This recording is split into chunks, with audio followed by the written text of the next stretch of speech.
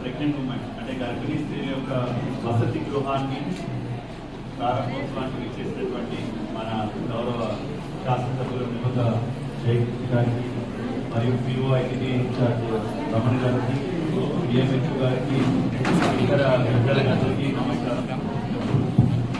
అందరికీ నమస్కారం.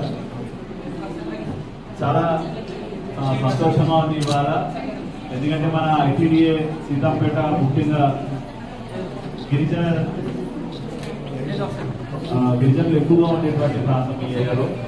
సో ఇక్కడ ఉన్నటువంటి వాళ్ళకి కొన్ని చోట్ల రహదారి సౌకర్యం కూడా లేని ప్రాంతాలు ఉన్నాయి. సో రహదారి సౌకర్యం లేని వాళ్ళు లాస్ట్ మినిట్ ఏదైనా నిప్పుల వల్ల ఈ దారిలో తీసుకొచ్చేటప్పుడు డోలీలోంచి రావడం వల్ల ఏమైనా ఇబ్బంది కలిగితే వాళ్ళకి వైద్య సదుపాయం డిలే అయితే దాని ఇబ్బందిని మనం అధిగమించాలని చెప్పి ఇలాంటి బర్త్ వెయిటింగ్ హాల్స్ లేదంటే ప్రెగ్నెంట్ ఉమెన్ హాస్పిటల్స్ ని ప్రోత్సహించడం జరుగుతుంది.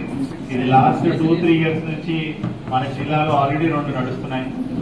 అయితే ఇది ఒక రకంగా చెప్పాలంటే 3వది.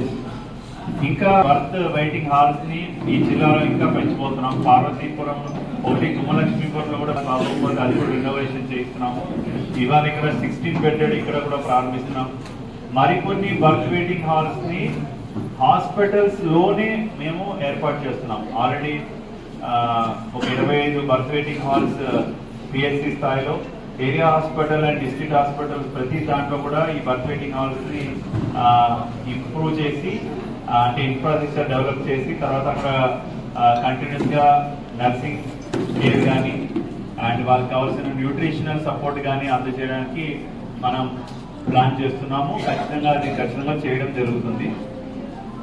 ముఖ్యంగా మన ఇక్కడ ఉన్నటువంటి ప్రాంతంలో ఉన్నటువంటి మహిళల్లో చూస్తే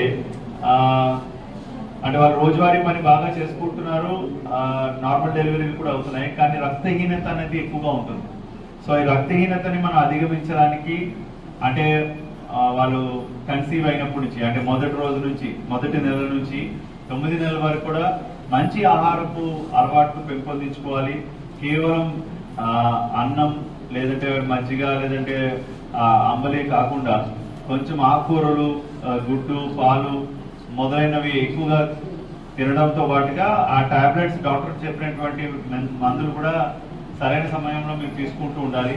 ఎందుకంటే రక్తహీనత వల్ల మనకి హై రిస్క్ ప్రెగ్నెన్సీస్ ఉండడం వల్ల చివరి నిమిషాలు కొన్ని ఇబ్బందులు కూడా ఏర్పడుతున్నాయి.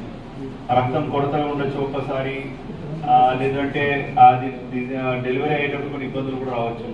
కాబట్టి మొదటి నెల నుంచి 9వ నెల వరకు కూడా మంచి ఆహారం తీసుకోవాలి. అది ఒకటి అందరూ మహిళలకి విజ్ఞప్తి చేస్తున్నాము. ఇప్పుడే నాకు ఒక కిట్ కూడా చూపించారు ఇక్కడ రాగానే, ఒక మంచి కిట్ ఉంది. సో అలాంటిది మీ ఇంటి దగ్గర కూడా మీరు చిన్నగా చేసుకోవడం అలవాటు చేసుకుంటే మాకు చాలా మంచిది. సో మాకు ఖచ్చితంగా అనీమియా రహిత ప్రాంతంగా మన సీతంపేట ఐటీడీ అని చేయాలనేది దృఢ సంకల్పంతో ఉన్నాము. దానికి మేము ఒకటే అనుకుంటే కుదరదు, ప్రజలు అండ్ కమ్యూనిటీ కూడా దీన్ని అడాప్ట్ చేసుకోవాలి మన మెసేజ్ని. సో గ్రామ సభల్లో కూడా ఇది ఎక్కువగా డిస్కషన్ చేయాలి. డ్వాక్రా మహిళల మీటింగ్లో కూడా దీన్ని ఎక్కువగా డిస్కస్ చేసుకోవాలి. సో రక్తహీనత రహిత మన సీతంపేటగా మనం అందరం కూడా ప్రయత్నం చేయగలపాల్సిందిగా కోరుతున్నాను.